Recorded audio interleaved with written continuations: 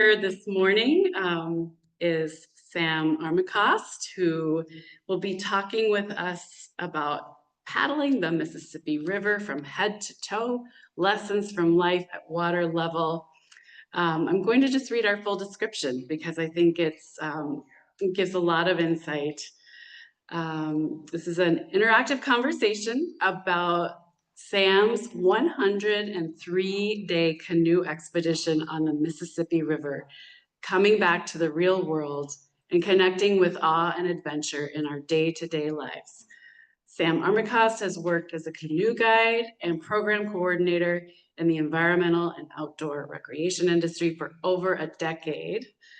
She has followed the currents that paddling, environmental stewardship, and racial justice continue to lead her to.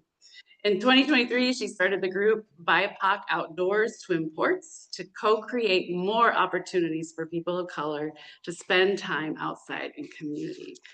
We're so excited to have you this morning, Sam. Thank you for being here. Go. Thank you so much for having me. Hello, folks online. I'm Sam. Oh, awesome. And then for the slideshow. Oh my goodness. Do we do this? Details. Okay. We're gonna go with a share. And another amazing thing this morning is that Brett Cease and I are in the same room together. So if we run into issues, I've got backup. But so let's see. Oh yeah, and we got Shonix as well. And I don't know that I've done full screen. Oh, slideshow. There we go. Okay. Nice. Okay. I think you're set. So Okay, just do the arrows. 1 second.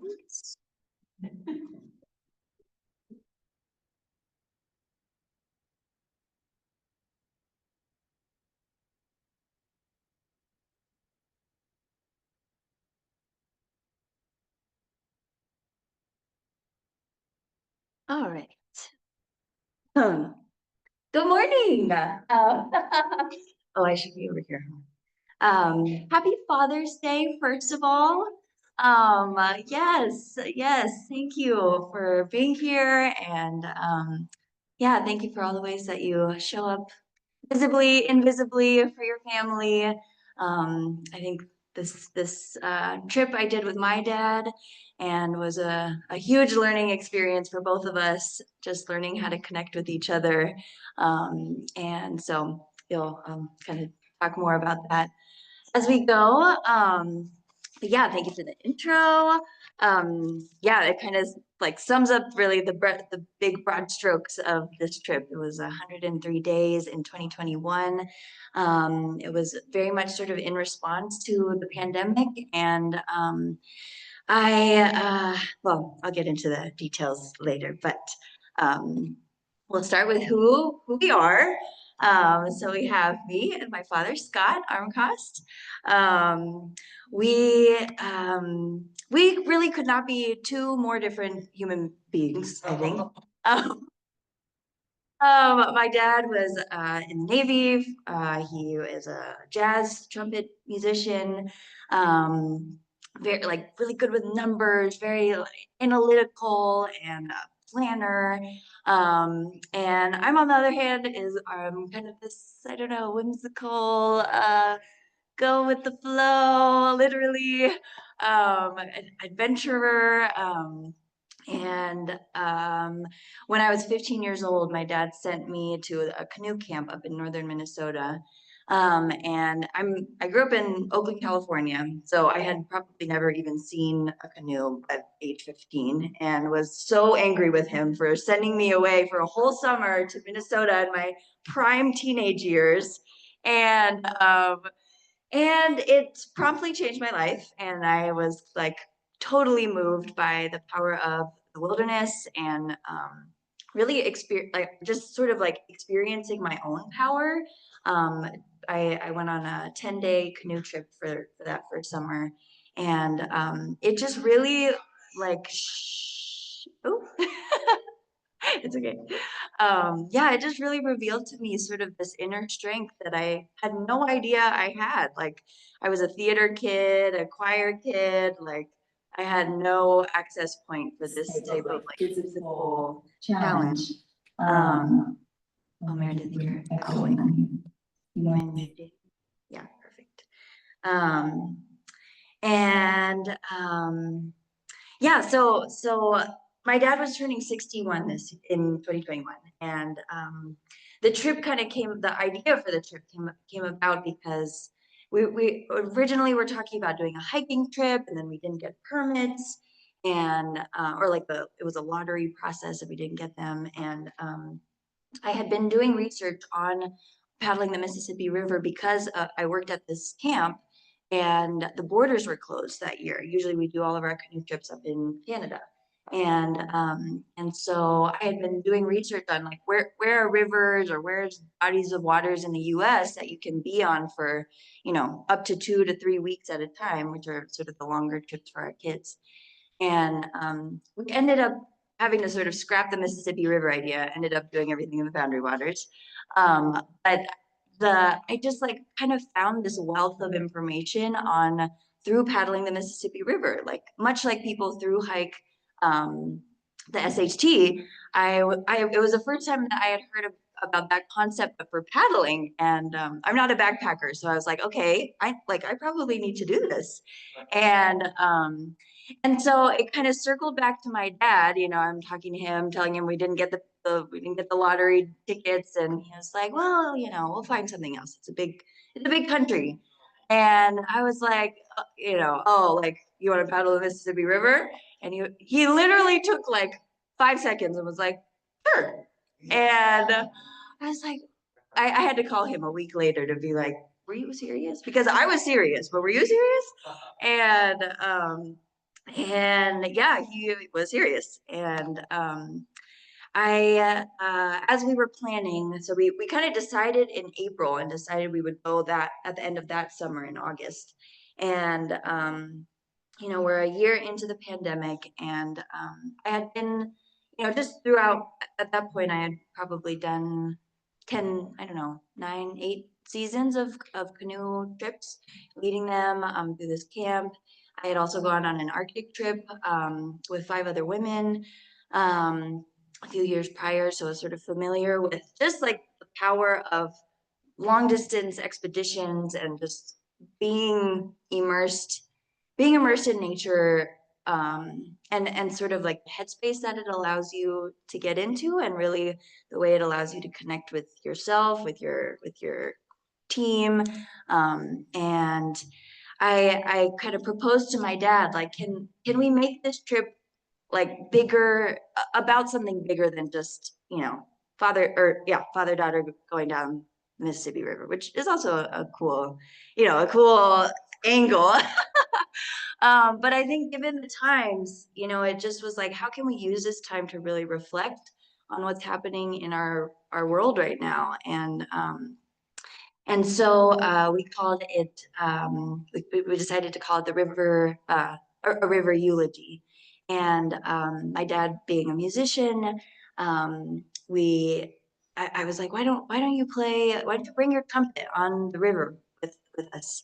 And play taps every night. A taps is a military funeral hymn, and a song that he has had to play many times when he was in the service. And it just felt like, okay, how about like each night we just take a moment to sort of have a moment of silence and have you play, and just like wherever we are, not to anyone specific, but just to play as like just one gesture of remembrance. And you know, it felt at the time that we were so powerless. You know, I'm sure many of us felt that way and throughout that time, and just like powerless, or just like how do you even approach the gravity of this situation? Like how do you even wrap your head around it? I think it was so easy to sort of just numb your brain. It was like so much, there was just so much grief and so much loss that we were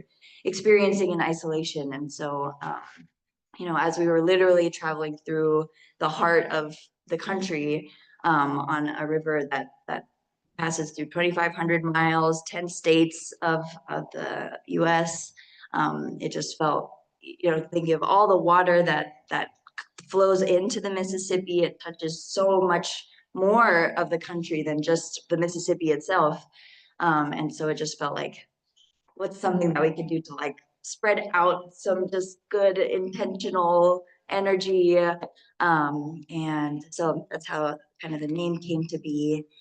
And so here's just some like stats or little details about the river. And it's actually sort of broken up into 3 or 4 main sections. So we have the headwaters, the upper river, the lower river, and then the delta. So we'll kind of work our way down. And I wanted to like offer this metaphor of the river, that like the river, or yeah, like the river, as we descended, we sort of experienced as if we were moving through the river's lifespan. And so the headwaters, I want you to think of as like uh and like it's adolescence, it's sort of like youth, childhood. And as we go through all the pictures, you can sort of, I want you to sort of just like really feel the intimacy of the river. It's here. This is us at the headwaters.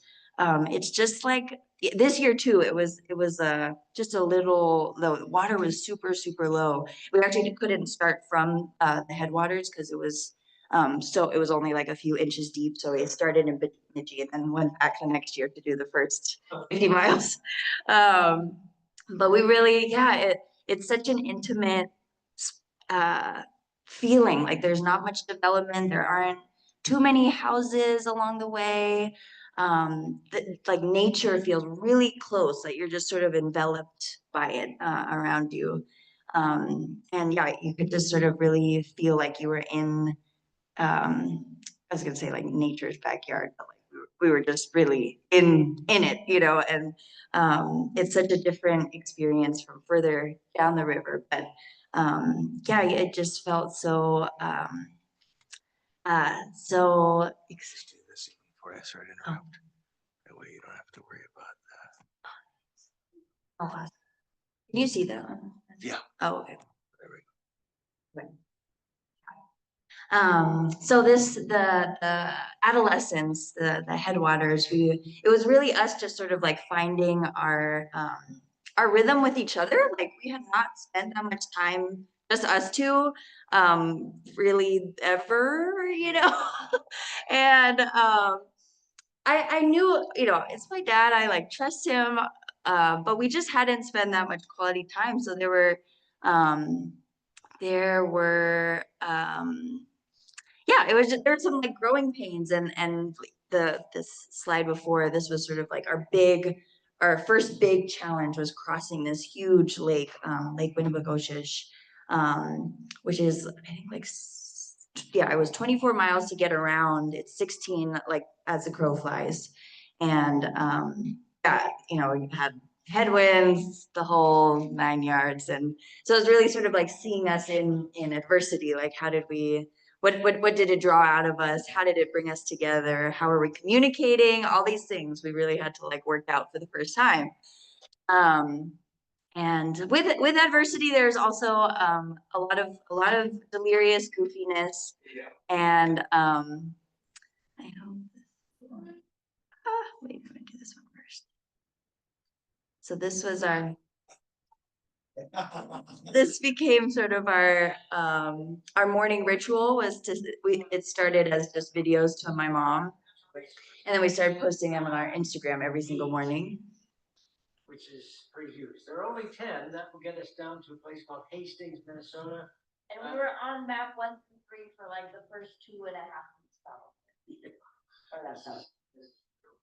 So yeah, we've got another 20 or so miles. I'm gonna do the whole thing, but basically, yeah, just sort of like doing updates. The first beginning part, we were moving extremely slowly. We'll blame it on the drought and the fact that there was like a trickle of water going down. So it was not giving river; it was giving like lake, long, extended lake.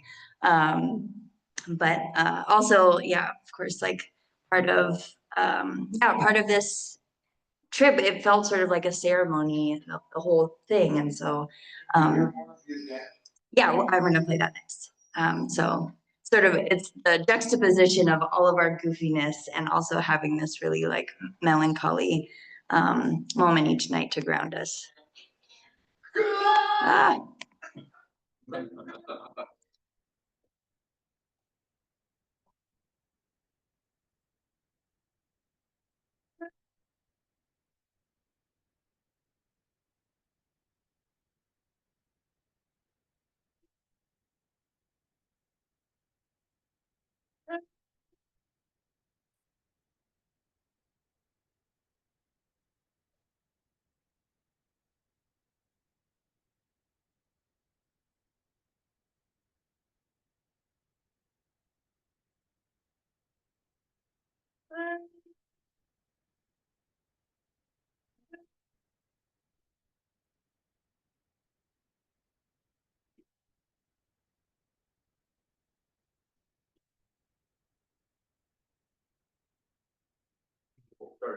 Yeah, or that was usually our ending to the day, but yes.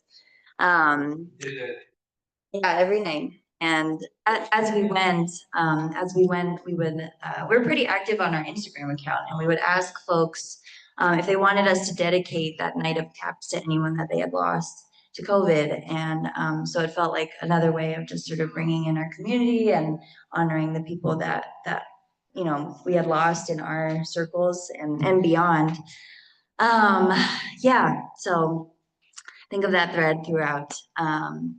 And another really meaningful part of this trip was meeting river angels. And so these are folks, there's actually a Facebook group of like thousands of them who live all along the river, and it was an incredible resource to us. They're folks who live on the river or really close to it and are connected to sort of supporting paddlers as they go. And so my experience paddling has mostly been in like deep wilderness, boundary waters. There's nobody else, like no one living around really, or deeper in Canada where there's really no one around. And so it was such a like cultural experience of getting to getting to connect with folks all throughout the country, and all these different states, and getting immersed in their communities and being just like taken into their homes. They would, their role kind of is to sort of help you get connected to any resources you need. So if you need a grocery run, if you need a yard to sleep in, if you need a bed to stay in, laundry, you name it. Like if there was ever emergencies, you could just like send a message on the Facebook group and be like, we just saw like the tornado watch like warning go on, like do we have a roof to be under, or like can we be inside somewhere, is anyone nearby that can take us in? So that was a really special highlight of the trip. So just more of kind of the daily grinds. We were doing this around wild rice season. And so again, just sort of getting to like see these different kind of cultural pieces as we were going through. It took us 26 days just to get to Minneapolis. It's about 500 miles. And we were kind of convinced that we might never actually get out of Minnesota. All right, so this is, before we leave the headwaters, I brought some of the headwaters to you. You can pass it around. Oh, don't take it. Yes, right, yeah. Yeah, it's unrecognizable to the water you see in New Orleans or something. So, all right, the next section of the river, we are now in the upper Mississippi, also kind of known as the Working River. So where, actually, I'm going to read an excerpt from my dad's journal. He's a really wonderful writer. Okay. So yeah, I want you to think of this as sort of like the next stage of your you're moving sort of into your young adulthood. Okay, Scott writes, just as there are huge differences between our lives through high school as dependents of our parents and the life we will lead thereafter, there are also huge differences in the nature and character of the river above and below Minneapolis. The Twin Cities are as clear a demarcation on the river that something has drastically changed from the previous 500 miles, as is graduating from high school and moving out on one's own. We can never go back to our childhoods and the pristine, even primeval nature of the Mississippi's headwaters. It's something we're not going to see again for the rest of our journey.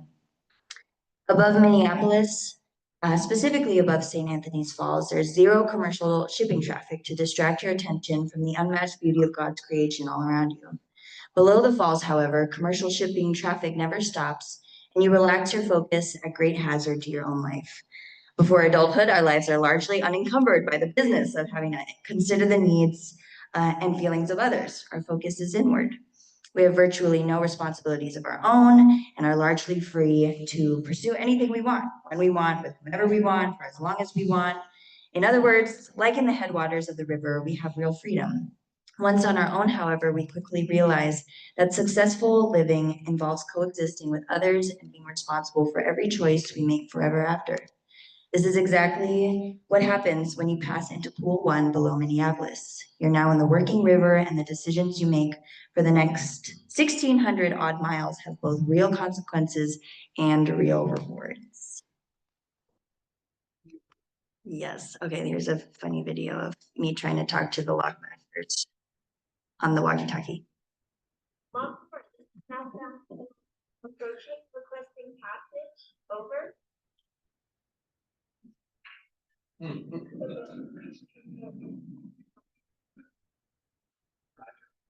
Roger, over.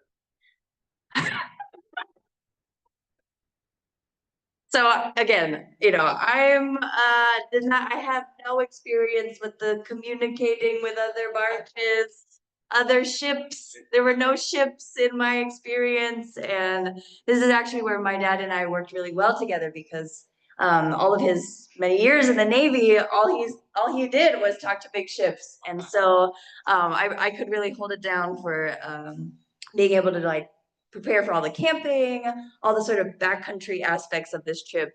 And when it came to talking and just maneuvering around, maneuvering. Okay, here we go. Yeah, maneuvering around all the industrial aspect, like ecosystem on the river. We made a really good team. Yeah. Okay, so here's another little. I'm gonna put the mic down. Let's see. Actually, let me read this first. Okay, so just wanted to put to scale what the barges were compared to our canoe. Oh, me, yeah, you're right. Thank you.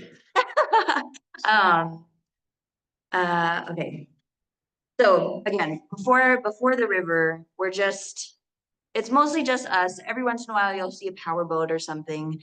But once you pass Ford Dam in Minneapolis or St. Paul, now you're joined with these barges. And what's really cool about the river is that you kind of progress in challenges and difficulties as you go. And we literally saw this like in the sizes of the barges that we were meeting.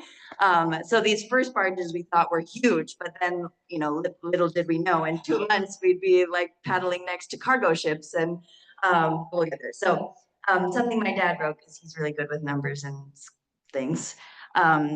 He wrote, barge tows are the semis of the Mississippi River. The first barge we encountered after passing through Lock 1 was 1 by 2.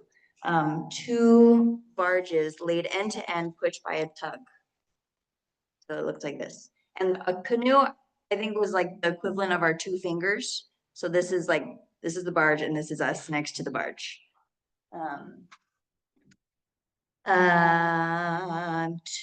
This represented about 500 feet at 6 million pounds of steel and cargo coming upriver, compared to our 17-foot canoe and 500 pounds of flesh, fiberglass, and supplies.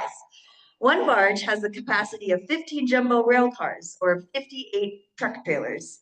So a 3x5 dry cargo tow, which is 15 barges plus one tug, is over 100 feet wide and over 1,000 feet long, weighing in at 45 million pounds. It carries the equivalent of a 250 car train load or 870 truck trailers. I don't know if those numbers computed. I'm not good at that kind of processing, but it's huge. I have another, let's see. Oh, here's my other one. Oh, yes, yes. Okay, so if this is like the first one we saw, and this is my two fingers are me and my dad. The next biggest ones we saw on the river was this big. Oh my God. So it's this scale. And it's limited in size due to what can fit through the locks and dams. And so sometimes they will make them longer and then split them in half. Like they'll send through 3 and then push the other 3. So much like how we talk about getting bridged at Park Point, there was getting, let's say, barged at a lock and dam. And so we were always kind of like racing to the dams, because if you get there after a barge, then you'll be stuck there for at least minimum 2 hours. So that was, yeah, a very like exciting part of the river. Yes, getting to see some iconic destinations. This was a boat that was that we passed by, sort of like a boat wreck on the chain of rocks in St. Louis, one of the more scary parts of paddling on the river. And yeah, here's where a huge tributary comes in to the Mississippi and basically like doubles the volume of the Mississippi River. So again, it felt like so just like the progression was just so like I don't know about on time, but it just was like, all right, you thought you like got that section down, like, all right, now can you handle twice the volume and velocity of water and barge traffic. So once we hit the lower river, there are no more locks and dams, and so they called the open river. And I want you to think of this as sort of like the prime of your adulthood. You know, you're running stuff. You know, you're the big boss. You can like really move big pieces around. And I wanted to show you like to scale kind of the biggest barge situation we saw in this section.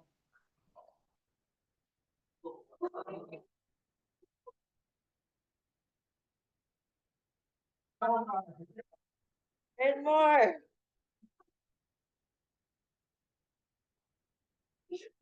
There's more.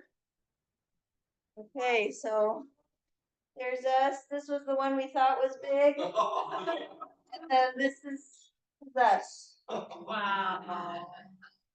Whatever we can see. What was that? Where the barge comes from? Yes. They kind of put themselves together, you know, they're different like distribution or like loading sites along the river. And so it would have to be after or south of St. Louis. So just north of St. Louis is where the last lock and dam is. And so they're also kind of limited to how much water is in the river, because there's a main channel. I think it has to always be 13 feet deep or so. And what am I saying? But sometimes if it's like a flood year, they can make the channel a little bit wider, and so they can actually push more up and down the river. And so the biggest port area is New Orleans and Baton Rouge, and but of course there's all, you know, depending on the industry, you know, they're moving steel and oil and rubber and coffee and all types of goods up and down the river. And yeah, so this one was gnarly. Let's see. Yeah, so this section was really like it was, there were so many, like no more power boats really on the boat, on the river, because it's so kind of like a working highway at this point, like the interstate, it feels like. And this is also because there's no damming system there anymore. It's really prone to flooding, like pretty far out. So there aren't many properties right on the river anymore either. So I think it feels sort of notorious as being kind of the like ugly part of the river because it's just like industrialized and whatever. But it was actually like one of the most wild parts of the river, and it was really amazing to just see how nature, like, just, I don't know, how it still persists and thrives, or tries to thrive, even despite all of the ways that we've built upon it, and really deteriorated a lot of like natural shoreline. And so it's just really amazing to be staying on sandbars and to still see like gator tracks and so many, it's the migratory flyway. And so that was a really like important lesson, was, the Mississippi, I think, can have kind of oh yeah, here's this section, can have this sort of negative reputation as just being like, oh, the old muddy, like it's just sort of this brown gunky river. But it is such a powerful life force, and it was really special to get to see that up close. Oh yeah, you can really sort of see. So on the right, that's me standing on sort of a submerged barge cover. And so you really tell like how huge just one barge is. And the middle picture is someone taking a picture of us from shore next to a barge. And the one on the left is me standing on a buoy. I've been watching a buoy, yeah. So here's a screenshot of this app that we used that tracked where all the ships were on the river. And can you see the little blue dot? It's behind the green. So we're right here, and there's this bridge right here. And so nothing tall can pass this bridge. So we're kind of like in our safe zone over here. Like we're really used to barges at this point. Feel pretty like comfortable and confident, but you pass under that bridge and the container ships appear, and these sea liners appear, and cruise ships appear, like big ships. And so we were just sort of like holding our breath, like waiting to turn the corner, and we could already see on the app what was before us. And it is known as the Gauntlet. And there's a lot of anticipation. I was extremely nervous going into it. My dad was like, "Oh, we got," again, we're just like he's in his element. I'm like, "Oh my God, okay." But you can just see like there is no more shoreline at this point. Like both lines are just like loading buildings. And you could really sort of like feel the pollution. There's a lot of like chemical distribution happening. We camped right here we called it the Eye of Sauron. I don't know if any of you have watched Lord of the Rings, but there was like this flaming ball of fire in the background that we slept a little too close to. It felt like, yeah, exactly. Oh my gosh.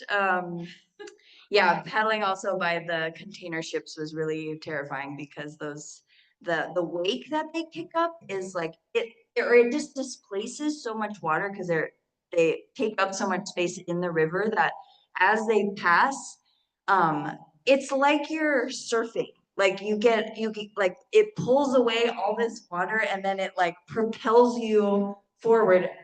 It's crazy. And you don't really know it like how to maneuver around it until it's happening. And you're like, oh my God, okay, I need to be going this way. So really put my canoe paddling experience, skills to the test. But yeah, making it through and past New Orleans was it felt like a huge relief because that's sort of like the pinnacle, the pinnacle of the traffic and all the distribution centers. And so making it to this zone was really like, okay, we're in the home stretch now. We have 100 miles left to the ocean. And so here's more of us just paddling by really big boats. Okay, here's a fun game. So this is a picture taken by a pilot on one of the big ships. Can you tell me where you see the canoe on here? They sent this to us to sort of like put to scale how much they're not paying attention to canoeists, or just like how not on their radar we are. Let's see. Up close. You see that, right? You see that? On the right. So that was very humbling. You had a question? Close could you get? To the ships? You didn't want to be very close. But you also didn't want to be too close to shore because when the waves did all their business, you would literally just get launched onto land. So you had to like a little closer than you wanted to, probably, but not too close to shore either. What did you say about them sucking you in? Yeah. I mean, we would try and radio them, but sometimes we couldn't get through to them because they were so high up. We couldn't really figure it out like that. Sometimes our like transmission didn't seem to be going through. So it was kind of scary because you did your best to be in communication with people passing by to let them know that you were there, but sometimes it just didn't go through. So we're finally making it to the last 100 miles, and actually from the delta there's about 13 miles to the actual ocean. And so when you reach the bottom of the Mississippi, it sort of, I don't know, phrase out to these 5 or so different like outlets to the ocean. And so we were able to take one that led us that really like ditched all of the big boats. And as you can see, in this picture, I was just really trying to capture like how sparse it becomes again. And it is really wide open. Oh yeah, here's a screenshot of my mom's like find my friends of me, but I'm like out in the ocean, kind of almost. But you can sort of see the shape of the river there. Oh yeah. And what we found as we were paddling down was feeling sort of like this very distinct kind of ending transition point of the river, and yet at the same time it also really called back to the feeling of the river at the very beginning of it. And it felt like this very full circle, like the birds were really nearby again, and we were like sort of surrounded by these tall grasses again. And we were in this like this little channel basically that felt very reminiscent of the beginning of the river. And so it just really like I think helped us to sort of in our own minds like recognize that we were approaching an ending, but also the beginning. And here's a picture of us at the very end, and like literally kind of where the river meets the sea. And I was gonna read something from my journal. 1 second. All right, the final push, blue skies, stiff wind, even stiffer hands, but the ocean beckons. as weary as we are, the view of our last few miles is a sight for sore eyes, and backs, and shoulders, and tailbones. Tall grass sprawls out in every direction, and for the first time, our horizon line feels within reach. It's like the vegetation has thinned out the way our hair thins in old age. Makes sense that the land might show some signs of wear and tear with 2,300 plus miles of water draining into this delta. I imagine the stump at the end of the story, the giving tree, having given as much as she could for the little boy that she loved so much. The tall grass did the same, providing us some protection from the wind, the last gift she could give before we faced the open water. Yeah. This is my mom and sister who came in and met us there. And yeah, so as I was sort of pre-preparing for this presentation, I was just sort of reflecting on how my reflections on the trip have changed every year, you know, and it's been 4 years, almost 4 years since the first time. And you know, this trip, it was what propelled me to come and move to Minnesota.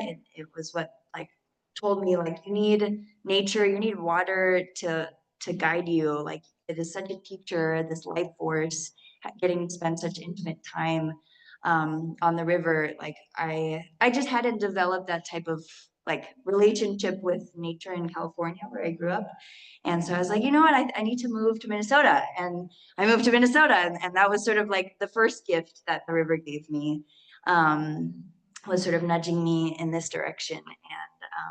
And you know, getting to start BIPOC Outdoors and really like connect my community with what started as a hobby or like as sort of a one-time special experience at camp to something that like really empowered me and has challenged me, has taught me so much about what I'm capable of. It's taught me so much of just like how being in nature like opens your heart, it opens your mind, it allows you to connect with others. It like brings it's like such an equalizer in a way because you're so kind of at the whims of what she wants to do out there. And you have to learn how to respond and listen and also be listening and working together with the people that you're out there experiencing that with. And I think more recently, my you know, this time around as I was reflecting, I was just really thinking about how the river taught me about grief. It taught me about release. It taught me about transition and how endings aren't endings. They're a transformation into something new, something else, something beyond what I could comprehend. You know, like being on the river and then like literally standing where it goes from river to ocean, or there's no like line, you know, it's like it's just it's just becoming something more, something else. And that water will go on to move all throughout the world, through the air, back down again through the rain. You know, it takes on a whole other life that I will never know of it, but became so close to. And it felt like, you know, ultimately it was like the perfect process of grief for during the pandemic, of just like having to trying to comprehend the like the bigness of the loss that we were experiencing. And that I think sometimes you don't have like the answer or the understanding in the moment, but that those like peace will find you. It's like it's not a linear process, grieving, and so it's just been like such a gift to be able to come back to this story or this stage in my life and think about what it's taught me, what it's allowed me to process, what it's allowed me to let go of, and how it allowed me to get close with my dad. You know, it was on one hand like this kind of ceremonious experience, and on another it was a very intimate experience, you know, sharing a tent with my dad every night. Um, And so, yeah, I think just the kind of space that nature allows us to connect with ourselves, with just our natural essence. It's such a humbling reminder. And so who knows, if you see me do this presentation in 2 years, I'll have a different takeaway. But I wanted to show you I showed you the first tap, the night of the first taps, and this is the night of the last.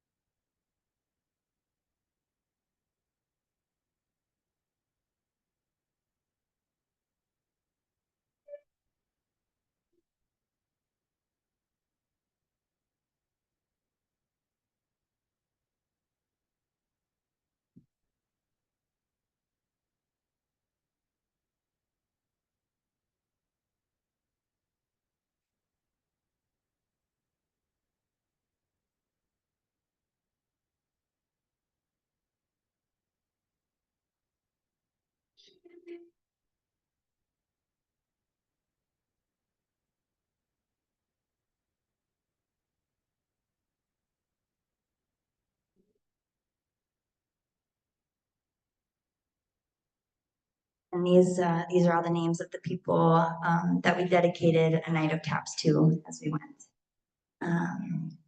So bring them to the surface here. And that's the end. As there's time. If you have any questions, I'd be happy to.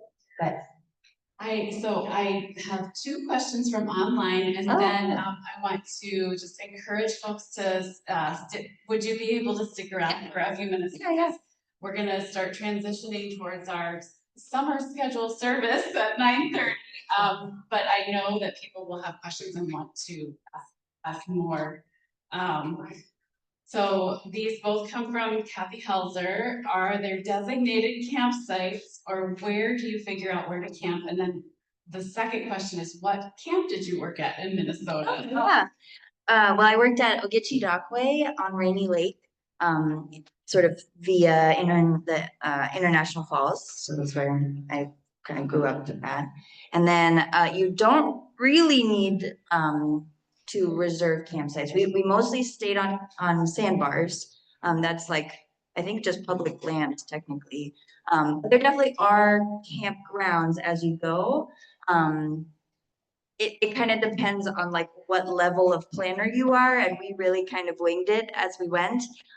We met one paddler who literally had like a float plan for his entire 2,500 miles of paddling. He knew exactly like where he could stay as he went. So it's very kind of flexible, like how you want to kind of like choose your own adventure. As a father, I just want to thank you for coming, doing this. It's so appropriate. I know. I don't think I'm talking here. Yeah. Just say, for all of us as fathers, doing something with their children, whether boys or girls, is so important, and it just demonstrates. Yeah. Thank you. Thank you. And I just, I'm just gonna pass the mic. You know what I'm gonna do? I'm gonna put the stuff away later. Like after the service, so let's just keep it up.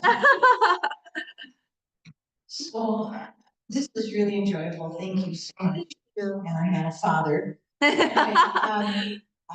Where did you get drinkable water, that potable water, if you're camping on sandbars? I guess that would be my only worry. Yeah, you definitely do not want to be drinking the Mississippi River water, even if you can't like sterilize it or filter. So we would, the beauty of it is that you're passing through towns pretty frequently. And so I always had, I think, at least a 5 or 10 gallon jug filled. Maybe it was 5 gallons. But yeah, we always had our own supply. Yeah. Maybe at least just one more question before we have to transition, but. Just a short question. Yeah. Maybe not. But resupplying and for how long? And did you ever find yourself without food? No, much like the water thing, because I think the longest we went without being able to stop anywhere was maybe 3 days. And so I always like packed about a week's worth of food. Yeah, maybe 3 to 5 days of worth of water or so. So we were honestly, no, I don't think so. I think I like got a lot stronger, but I don't think I lost any weight. Maybe my dad did. I think he did. Right, so one more big clap for Sam, but before that, we also want to clap for an amazing forum season. We'll Zoom again the first Sunday of September, and if you have recommendations in the Connect, we will put a forum where you can send in ideas so we can have amazing topics like Samantha for next year as well. So, thank you all so much again for being here. And see you so much. Thank you folks online for coming.